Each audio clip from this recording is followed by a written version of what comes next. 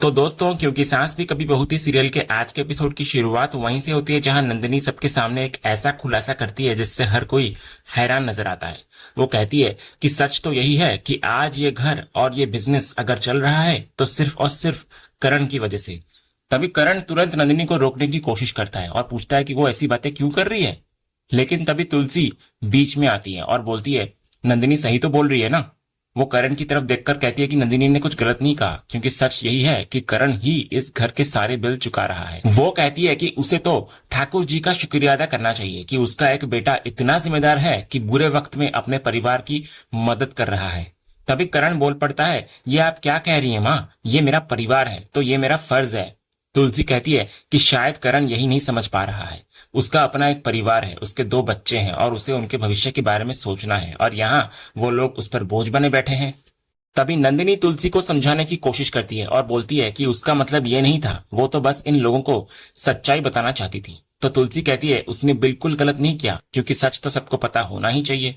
वो बताती है कि घर के सभी मर्द यानी कि हेमंत, साहिल, गौतम सब अपनी अपनी जिंदगी में संघर्ष कर रहे हैं, अपने कर्ज उतार रहे हैं। वो बताती है कि कैसे गौतम कर्ज उतारते उतारते अपने बेटे नकुल की विदेश में पढ़ने की इच्छा भी पूरी नहीं कर पाया। इस पर नंदिनी बोलती है, ये कोई बड़ी बात नहीं है माँ, उल्टा मुझे तो इस बात की खुशी थी कि जब साहिल को हमारी जरूरत थी तब हम उसके काम आ पाए। तभी दामिनी नंदिनी की बात को पकड़ लेती है और बोलती है, लेकिन नंदिनी तुमने जो कहा वो भी तो सही है ना, कि करण वहां का घर भी संभाल रहा है और यहाँ का भी।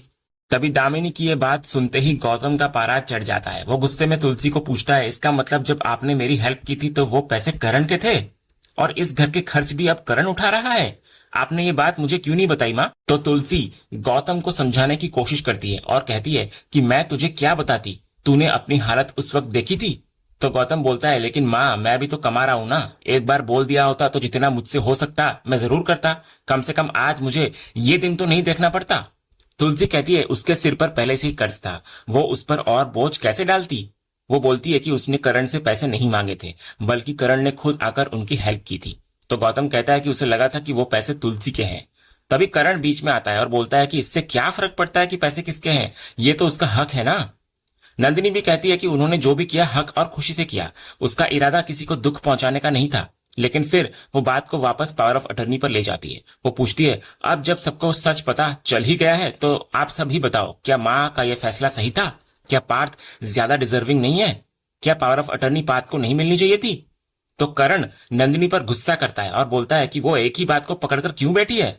वो कहता है कि यहाँ कोई जायदाद नहीं बट रही है, माँ ने सिर्फ रियांश को साइन करने का हक दिया है। फिर करण बोलता है कि रियांश पार्थ से बड़ा है और उसके पास एक्सपीरियंस भी ज्यादा है, तो माँ का फैसला गलत कैसे हुआ? तभी तुलसी करण को शांत रहने के लिए कहती है। वो बोलती है कि उसने करण को झगड़ा बढ़ाने के लिए नहीं बल्कि सुलझाने के लिए बुलाया था। वो कहती है कि वो मानती है कि उससे गलती हुई, उसे इतना बड़ा फैसला करण से बिना पूछे नहीं लेना चाहिए था। तभी करण बोलता है, ये अब क्या बोल रही है माँ, मैं इस घर की हेल्प करता हूँ, इसका मतलब ये नहीं कि आप हर फैसले में मुझे शामिल करें या मुझसे पूछे। आप क्यों पूछेंगी? तभी गौतम का सब्र जवाब दे जाता है। वो चिल्लाकर कहता है, हमेशा ऐसा ही होता है। वो करण की तरफ उंगली दिखाकर कहता है, हमेशा तुम्हें ही आगे रखा जाता है, करण दी ग्रेट को, और अब मैं समझ गया कि क्यों। तभी गौतम तुलसी को भी कहता है, ट्रस्ट मी, हमें नहीं मालूम था कि यह सब हो रहा है और मुझे कुछ नहीं चाहिए ये सब सुनने के लिए। कल को शायद ये भी सुनना पड़े कि मैंने जो खाना खाया है वो भी करण के पैसों से आया है, ये जो हम आराम से यहाँ रह रहे हैं वो भी करण की वजह से है। वो कहता है कि उसे ये सब नहीं चाहिए। करण गौतम को समझाने की कोशिश करता है और बोलता है कि वो ऐसी छोटी सोच क्यों रख रहा है। लेकिन दामिनी कहती है कि बात तो नंदिनी ने ही उठाई थी, तो दिल में ये सब तो आएगा ही। गौतम फिर बोलता है, वो इस वक्त क्या महसूस कर रहा है वो बता भी नहीं सकता। वो कहता है कि वो इस घर में ये सोचकर रहता था कि ये उसके माँ बाप का घर है, लेकिन बात तो कुछ और ही निकला।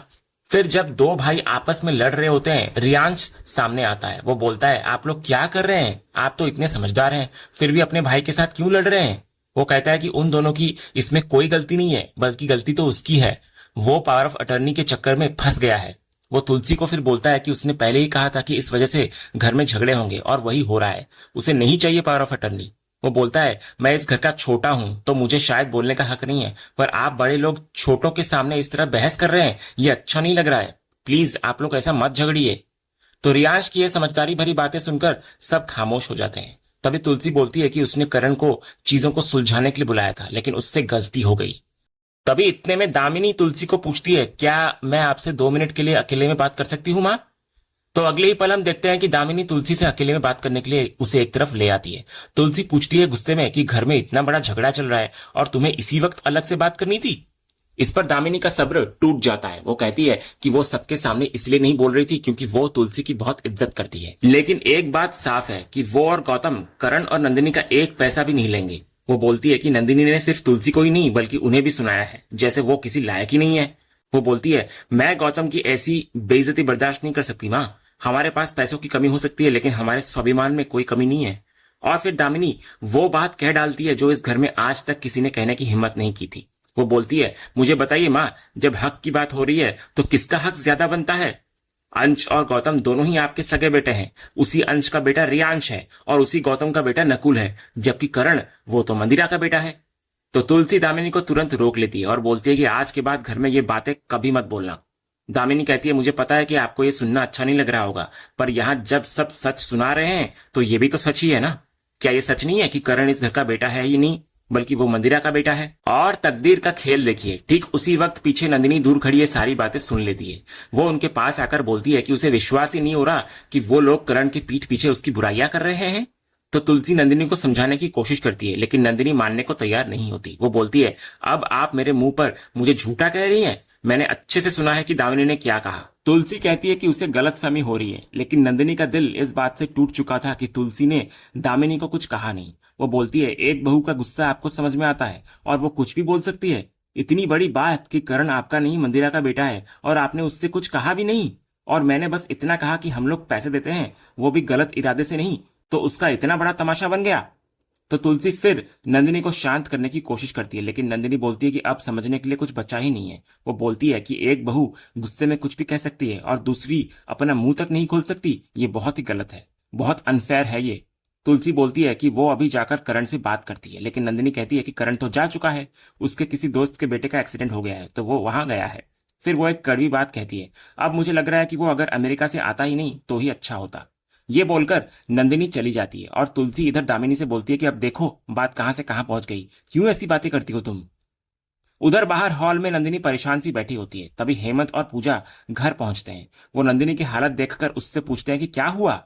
पार्थ भी इधर हेमंत को कहता है कि बा ने पापा को अमेरिका से बुलाया है और फिर वो शुरू से लेकर अब तक की पूरी कहानी हेमंत को बता देता है। तभी तुलसी इतने में बाहर आती है और हेमंत को बताती है कि दामिनी और उसके बीच कुछ बात हो रही थी जिसको नंदिनी ने सुन लिया और गलत मतलब निकाल लिया। नंदिनी बोल पड़ती है कि वो बात नहीं बल्कि गॉसिप थी। दामिनी भी कहती है कि नंदिनी हर बात को नेगेटिव तरीके से क्यों ले रही है। तो नंदिनी दामिनी से भिड़ जाती है और कहती है, अच्छा तो करण इस घर का बेटा नहीं है, ये कहना क्या गॉसिप नहीं है? तभी गौतम बाहर आ जाता है और नंदिनी से कहता है कि वो दामिनी से किस तरह बात कर रही है। तभी दामिनी बोलती है, वो कर सकती है गौतम, क्योंकि ये हमें 2 वक्त का खाना खिलाती है, तो जो मुंह में आया कह सकती है। ये सुनते ही गौतम का सब्र टूट जाता है। वो कहता है कि अगर मुझे पता होता कि इस घर का खाना करण की मेहरबानी से आ रहा है तो मैं बाहर भूखा मर जाता, लेकिन इस घर में कदम तक नहीं रखता, और अब जब मुझे पता चल गया है तो मैं यहाँ नहीं रह सकता। वो दामिनी से बोलता है कि पैकिंग करो दामिनी, हमें ये घर छोड़कर जाना है। तभी तुलसी गौतम को रोकने की कोशिश करती है लेकिन गौतम कहता है, मुझसे और बर्दाश्त नहीं हो रहा है माँ, आप ही बताइए क्या मैं किसी के दिए हुए टुकड़ों पर पलूंगा। तुलसी बोलती है, करण उसका भाई है, वो ऐसा कैसे सोच सकता है। तो गौतम बोलता है, क्योंकि मुझे ऐसा सोचने पर मजबूर किया जा रहा है और आपने भी ऐसा ही किया है, आपने फिर से मुझे झूठा महसूस कराया है। वो बोलता है कि करण ने इस घर के लिए इतना कुछ किया और आपने मुझे कुछ बताया ही नहीं। मुझे ऐसा फील हो रहा है जैसे मैं इस घर का सबसे नकारा बेटा हूं। तुलसी गौतम को याद दिलाती है कि उसने भी इस परिवार के लिए बहुत कुछ किया है, उसने कभी कोई हिसाब नहीं रखा, जैसे कि परी का केस उसने लड़ा है, और जब भी कोई लीगल मुसीबत आई है इस घर में गौतम ने हमेशा हेल्प की है। गौतम कहता है, हिसाब रखना चाहिए था क्योंकि यहाँ तो हिसाब रखा जा रहा है। ये कहकर गौतम और दामिनी पैकिंग करने के लिए ऊपर चले जाते हैं और इसी के साथ वीरानी परिवार एक बार फिर टूटने की कगार पर आ खड़ा होता है। फिर गौतम और दामिनी के घर छोड़ने के फैसले के बाद माहौल इतना भारी हो जाता है कि हर कोई स्तब्ध रह जाता है। हेमंत की नजर जब टूट चुकी तुलसी पर पड़ती है तो वो खुद को रोक नहीं पाता। उसके मन में सिर्फ एक ही सवाल होता है कि आखिर परिवार की मुखिया के रहते हालात इतने खराब कैसे हो गए। लेकिन इस बार तुलसी के पास कोई जवाब नहीं होता, वो सिर्फ खामोश बैठी रहती है। ऐसा लगता है जैसे हर शब्द उसके गले में अटक गया हो और अपने ही परिवार को बिखरता देखकर वो अंदर से पूरी तरह टूट चुकी हो। उधर हेमंत नंदिनी की तरफ बढ़ता है। उसके अनुसार जो कुछ हुआ उसमें बहुत सी बातें गलत दिशा में चली गई हैं। लेकिन तभी पूजा बीच में आकर माहौल संभालने की कोशिश करती है। वो याद दिलाती है कि नंदिनी का मकसद किसी को नीचा दिखाना नहीं था, वो सिर्फ अपनी बात रखना चाहती थी। लेकिन हेमंत इस दलील से सहमत नहीं होता। उसके लिए नियत से ज्यादा मायने उस दर्द के होते हैं जो किसी को पहुंचा है। वो साफ कहता है कि अगर गौतम और दामिनी इतने आहत हुए हैं तो कहीं ना कहीं कुछ ऐसा जरूर हुआ है जिसने उन्हें चोट पहुंचाई है, तो एक बार उनकी जगह खुद को रखकर देखने की जरूरत है। इसी बीच रियाज भी चुप नहीं रह पाता। उसे लगता है कि जिस चीज को उसने शुरू से स्वीकार ही नहीं किया, आज उसी को लेकर पूरा परिवार टूटने की कगार पर पहुंच गया है। वो निराश होकर बोलता है कि आखिर एक पावर ऑफ अटर्नी के लिए इतना तनाव, इतनी असुरक्षा और इतनी नकारात्मकता क्यों पैदा हो गई। रियांश की नजर फिर तुलसी पर जाती है। उसके शब्दों में अफसोस साफ दिखाई देता है। उसे लगता है कि जिस बात का डर उसे पहले दिन से था वही आज सच साबित हो रहा है। वो कभी परिवार में दरार नहीं चाहता था और इसी वजह से उसने शुरुआत में ही उस जिम्मेदारी को लेने में रुचि नहीं दिखाई थी। लेकिन तभी पार्थ अचानक खड़ा हो जाता है। उसके अंदर का गुस्सा अब दब नहीं पाता। वो सीधे रियांश के सामने पहुंचकर सवाल खड़ा कर देता है कि अगर उसे सच में यह अधिकार नहीं चाहिए था, फिर वो इसे छोड़ क्यों नहीं देता। तो रियांश भी इस बार पीछे नहीं हटता। वो साफ करता है कि उसने कभी भी इस अधिकार को स्वीकार नहीं किया था, बल्कि सबके सामने उसने पहले ही इसे लेने से इनकार कर दिया था और पार्थ को देने की बात भी कही थी। उसके मुताबिक असली समस्या पावर ऑफ अटर्नी नहीं, बल्कि पार्थ और नंदिनी की असुरक्षा है जो लगातार पूरे मामले को बढ़ा रही है। लेकिन पार्थ का गुस्सा शांत नहीं होता। वो बार बार एक ही बात को दोहराता रहता है कि अगर ये सब इतना ही बेकार है तो फिर उसे वापस क्यों नहीं किया जाता। माहौल एक बार फिर गर्म हो जाता है। तभी हेमंत बीच में आता है और पार्थ को समझाने की कोशिश करता है। वो याद दिलाता है कि ये कोई बिजनेस मीटिंग नहीं बल्कि परिवार है। यहाँ बात करने का तरीका भी रिश्तों के मुताबिक होना चाहिए। लेकिन इससे पहले कि कोई और बात आगे बढ़े, सबकी नजर सीढ़ियों की तरफ चली जाती है। गौतम और दामिनी अपने बैग्स लेकर नीचे उतर रहे होते हैं। उनके चेहरे पर दर्द भी होता है और फैसला भी। साफ दिखाई देता है कि अब वे सिर्फ गुस्से में नहीं बल्कि पूरी तरह आहत होकर ये कदम उठा रहे हैं। तुलसी और हेमंत दोनों उनको रोकने की कोशिश करते हैं, लेकिन गौतम पहले ही अपना मन बना चुका होता है। वो कहता है कि वो जानता है कि अब उसे भावनाओं के सहारे रोकने की कोशिश की जाएगी, लेकिन इस बार वो खुद को भावुक नहीं होने देना चाहता। वो कहता है कि अपनी माँ के लिए उसके मन में प्यार आज भी उतना ही है, अपने पिता के लिए सम्मान भी उतना ही है, लेकिन आत्मसम्मान की चोट उससे सहन नहीं हो रही। वो भारी मन से स्वीकार करता है कि शायद वो करण जितना सफल नहीं है, उसके पास उतनी दौलत भी नहीं है, लेकिन उसके पास अपनी इज्जत और स्वाभिमान जरूर है, और वही स्वाभिमान उसे अब यहाँ रोकने नहीं दे रहा। गौतम की सबसे बड़ी तकलीफ यह होती है कि उसे कभी पता ही नहीं था कि घर और परिवार की आर्थिक जिम्मेदारियों में करण का इतना बड़ा योगदान है। अगर उसे पहले ये सब पता होता तो शायद वो खुद को कभी इस स्थिति में आने नहीं देता। उसके शब्द सुनकर तुलसी के चेहरे का दर्द और गहरा हो जाता है। वो अपने बेटे को रोकना चाहती है, उसको समझाना चाहती है कि परिवार में हेल्प और अधिकार का रिश्ता अलग होता है, लेकिन इस समय गौतम सुनने की स्थिति में नहीं होता। उसके मन में सिर्फ एक ही भावना होती है और वो होता है आत्मसम्मान। और जब वो कहता है कि वो किसी और के सहारे या एहसान पर जीना स्वीकार नहीं कर सकता, तब तुलसी के पास कोई जवाब नहीं बचता। एक माँ की आंखों के सामने उसका परिवार बिखर रहा होता है और वो सिर्फ बेबस होकर सब कुछ देख रही होती है। और यहीं पर एपिसोड एक बेहद भावुक और दर्द भरे मोड़ पर खत्म होता है, जहां सवाल सिर्फ पावर ऑफ अटर्नी का नहीं बल्कि रिश्तों में भरोसे, सम्मान और वर्षों से दबे हुए जज्बातों का बन चुका है। तो दोस्तों, आपको आज के एपिसोड का कौन सा सीन सबसे ज्यादा पसंद आया, हमें कमेंट बॉक्स में जरूर बताएं। अगर आप क्योंकि सास भी कभी बहू थी के फैन हैं और कोई भी अपडेट मिस नहीं करना चाहते तो हमारे इस चैनल को सब्सक्राइब करना ना भूलें और बेल आइकन को भी जरूर दबाएं। हम मिलते हैं अगले एपिसोड के अपडेट के साथ। तब तक के लिए धन्यवाद।